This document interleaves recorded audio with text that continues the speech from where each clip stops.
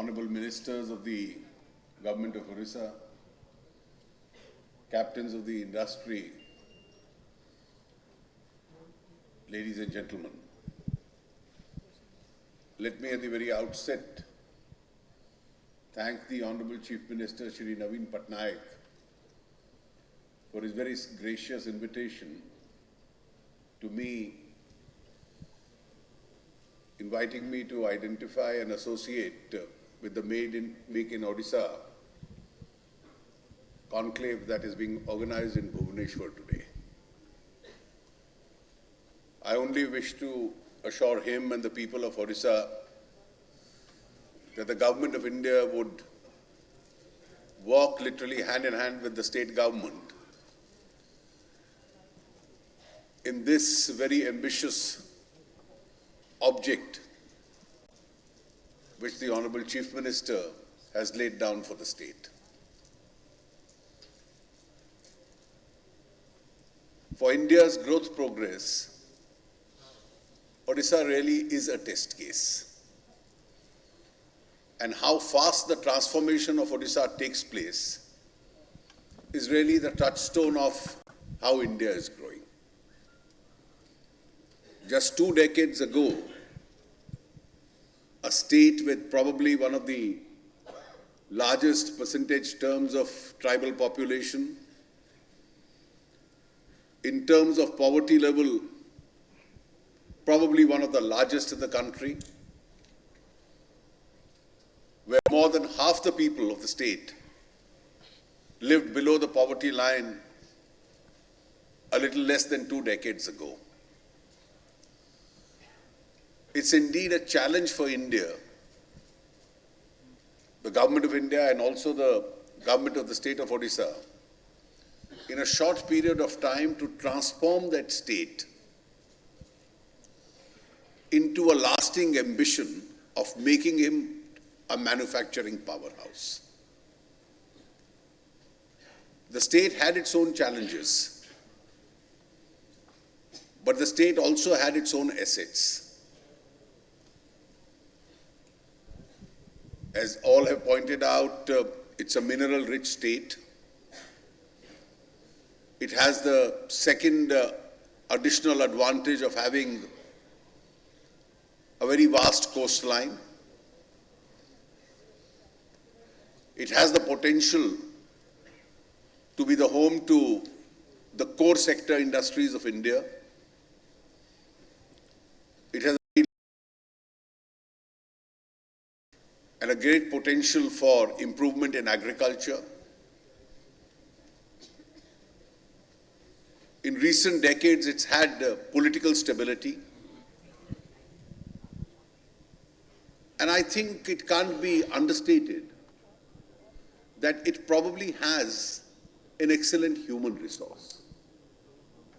A human resource which eventually went outside the state also and excelled in various areas of life, various professions.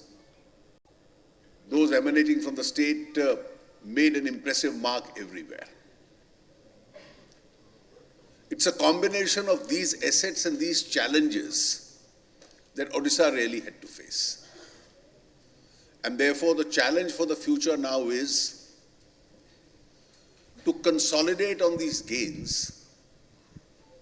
And one of the obvious gains, as pointed out, is that the percentage share of manufacturing in Odisha's GDP is very high. It's higher than the rest of the country.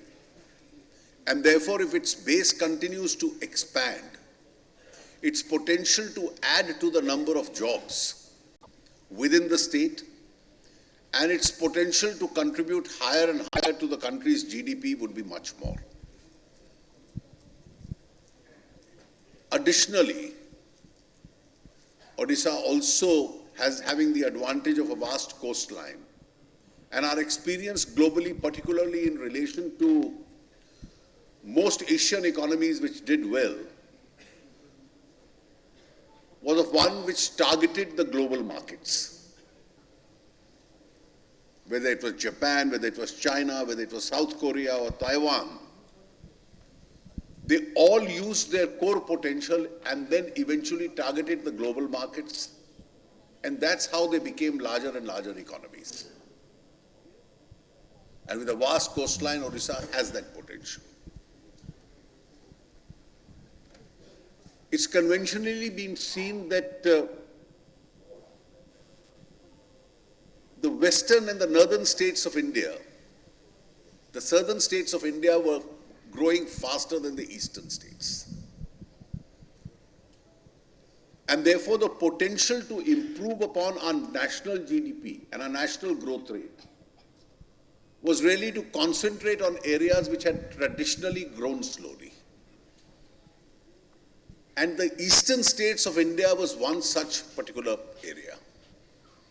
And I think with a concentration and a determination to make Odisha a manufacturing hub, to expand its services sector, to add to its agricultural sector, and that's why the concentration that we saw today on the food processing industry, the presentations which came from certain business groups, I think gives a very important ray of hope as far as the future is concerned. Odisha now has the potential of improving upon its own revenues.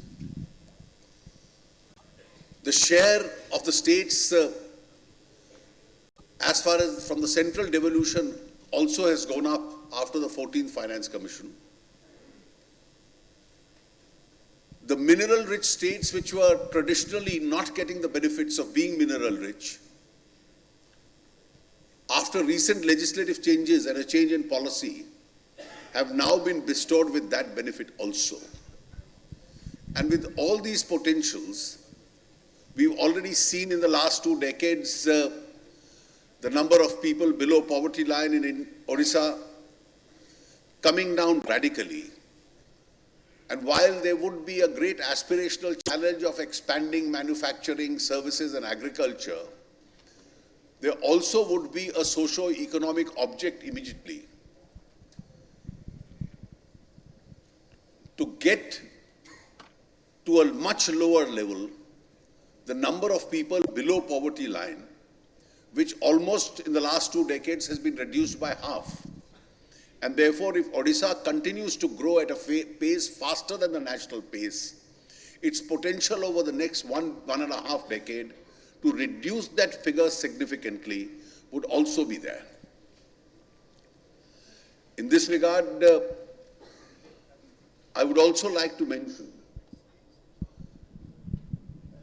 the kind of changes which are taking place in India compared to the rest of the world.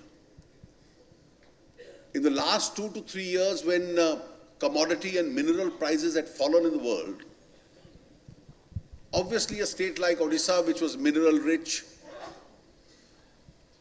also had an adverse impact. But in recent months, we've seen that trend being reversed. And I think that augurs well for a state like Odisha and for the companies which operate in the state of Odisha itself.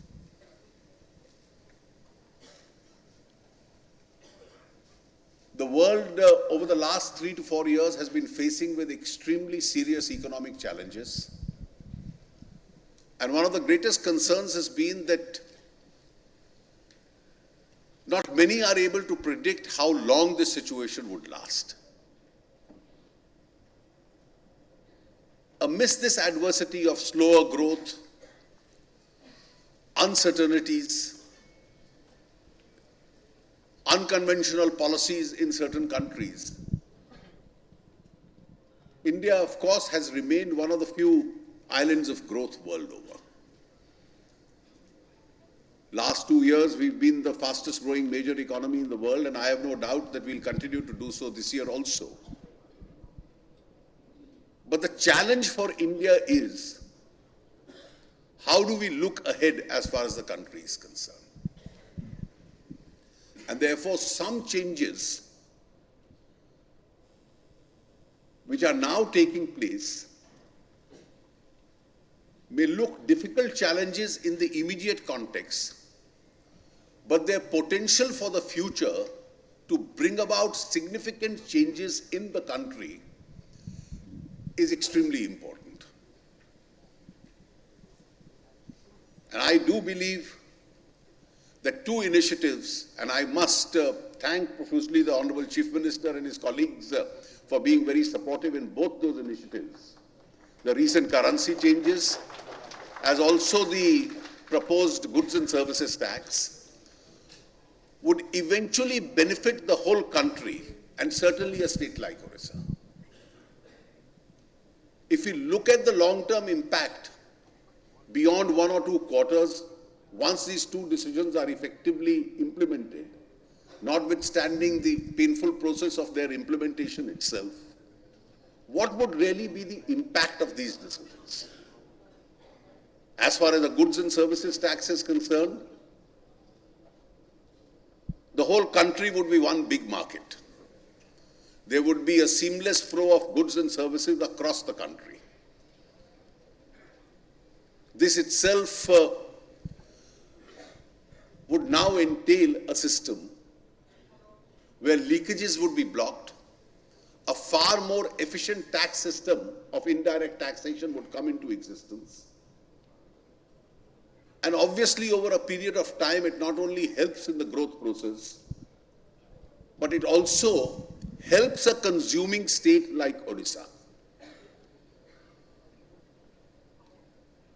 Tax evasion would increasingly become extremely difficult because some limb of the transaction, from its very inception till the sale, the whole process of manufacture, the whole journey of a particular product would be captured somewhere on the IT backbone which is being developed for this purpose. Coupled with this, if more and more transactions and payments get digitized, lend at more reasonable rates, support various social projects, infrastructure, industry, trade would be far higher than what it conventionally has been. The taxation basis itself would increase, and a cumulative effect of both those factors, the GST as also the currency move after the remonetization process is completed itself, would give state after state, and of course the country as a whole, a much bigger economic base, a much better and a bigger taxation base itself. And that's impact on the object of every state, and a state like Odisha, in order to reduce poverty levels, in order to have larger resources in its command, in order to service the poor and the weaker sections of the population, in order to create a better infrastructure, in order to improve upon health and educational spending, in the long run would be much, much higher. I'm sure that the initiative which the Honorable Chief Minister has taken in getting here all the past and the potential investors of the state, inviting them to do business, and most of them have been extremely complimentary about the environment which has been presented to them and which holds a great potential as far as the future is concerned. Once integrated with these national changes which are taking place, I am sure that what you project as your state's GDP today, next time you have a convention of this kind, we probably would be looking at bigger and better figures than this also. I am sure in this endeavor, together the government of Odisha and the government of India would be able to serve the people of the state much better. Once again, Honorable Chief Minister, I thank you very much for having invited me to associate with this convention.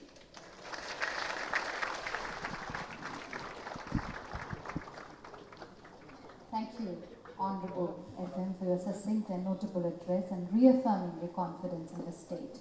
Ladies and gentlemen, I would like to now invite Mr. Chandraji Panji, Director General of CI, and request him to kindly propose a vote of thanks. Ladies and gentlemen, it's been an outstanding start to the biggest ever investment conclave that one has been seeing in Bhubaneswar in Odisha, and one must compliment the great leadership in terms of visioning that this conclave be dovetailed with the national mission of Make in India. When we see Make in Odisha really happen here, and all of us would really want to thank the Honorable Chief Minister for really leading up to this wonderful event, which has some of the best responses that one has seen for such a big event to happen in the country, for the state for the first time. The type of the qualitative response that one has seen from the industry in India is indeed very, very laudable. And while we were working towards this event, I must say the type of responses that we were getting from people who are already investing in India, and those who were already investing in Odisha, and those who were evincing interest to invest in India was indeed very noteworthy. And today we have some of the best captains who are here from the industry who spoke about what's happening in Odisha and about their plans. Many who couldn't come, who spoke on the video, the type of some of the international interests that we have seen